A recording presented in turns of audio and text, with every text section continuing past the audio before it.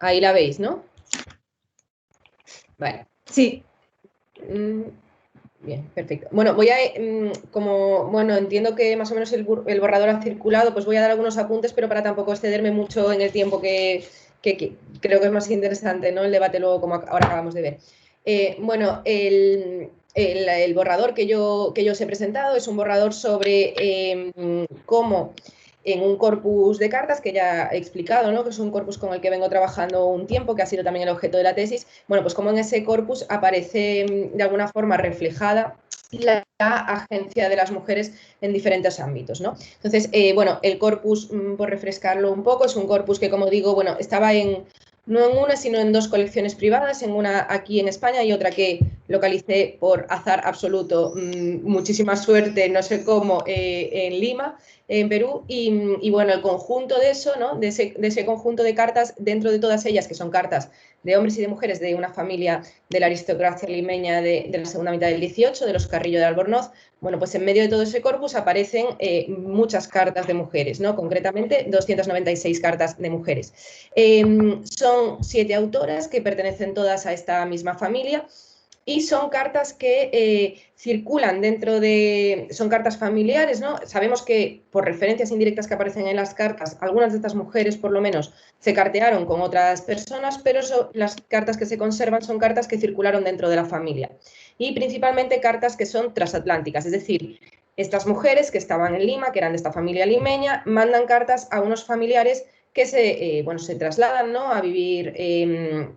bueno, fundamentalmente a Madrid, a la corte, y que de alguna forma, bueno, este epistolario, ¿no? Estas cartas de las mujeres permiten seguir la senda de la familia a lo largo de pues, más de 50 años, ¿no? Entre 1744, que es la primera de las cartas que tenemos, y 1800, que es la última.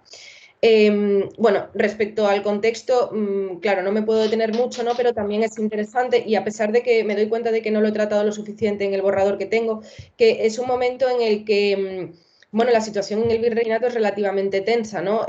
Los criollos se sienten de alguna forma abandonados por la corte, se sienten maltratados, es el momento en el que se están, bueno, intentando corregir, ¿no? Lo que se supone que eran los vicios en las instituciones virreinales, se envían a peninsulares para tratar de alguna forma de romper, ¿no? Con los juegos y corruptelas que hay dentro de las instituciones y además, bueno, con el aumento, ¿no? De impuestos y demás, bueno, estas familias sienten que de alguna forma están perdiendo capacidad de influencia o de manejo o están viendo perjudicadas, ¿no? Sus condiciones de vida. Entonces, esto también lo reflejan las cartas y es interesante porque las cartas se van a convertir sobre todo, bueno, por una parte, ¿no? Hay por supuesto, una gestión, digamos, emocional, ¿no? De mantener, ¿no?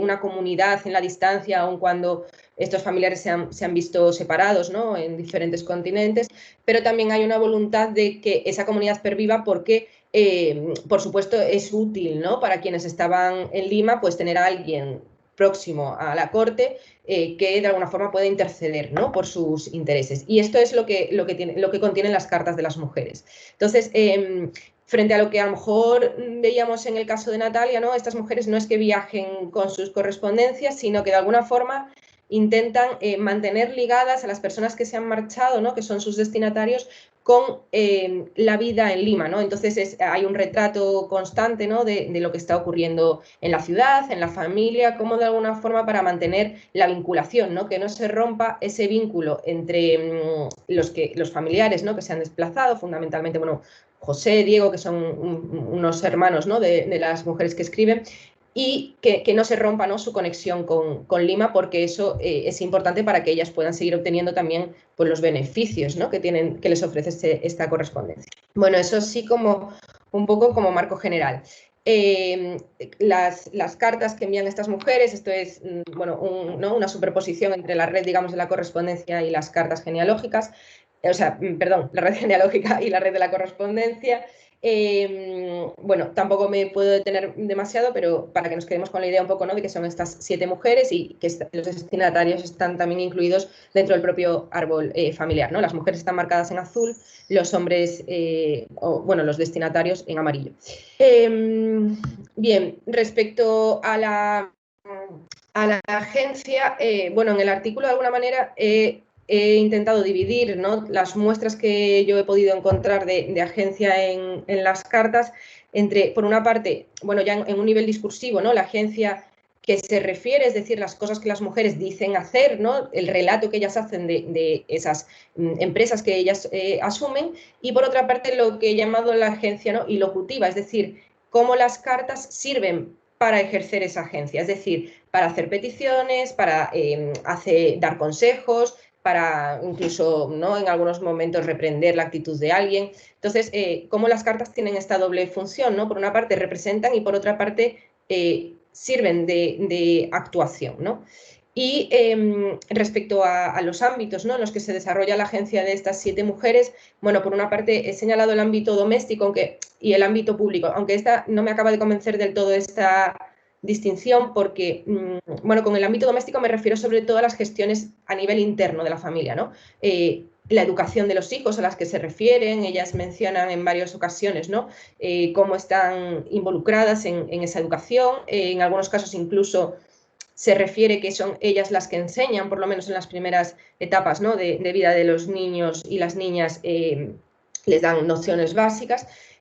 Por otra parte, también el tema de la gestión de los matrimonios, ¿no? Y aquí entra un poco este punto, justamente me ha parecido interesante porque me ha permitido contrastar, por una parte, lo que dicen las mujeres hacer en las cartas y, por otra parte, el reflejo de lo que queda, ¿no?, en los protocolos, por ejemplo, en el caso concreto de los matrimonios, ¿no?, cómo ellas desaparecen a la hora de, o sea, a pesar de que son ellas quienes han hecho todos los trámites, quienes han de alguna forma negociado las dotes, etcétera, etcétera, a la hora de aparecer en el registro de los notarios, ellas desaparecen, ¿no?, del mapa.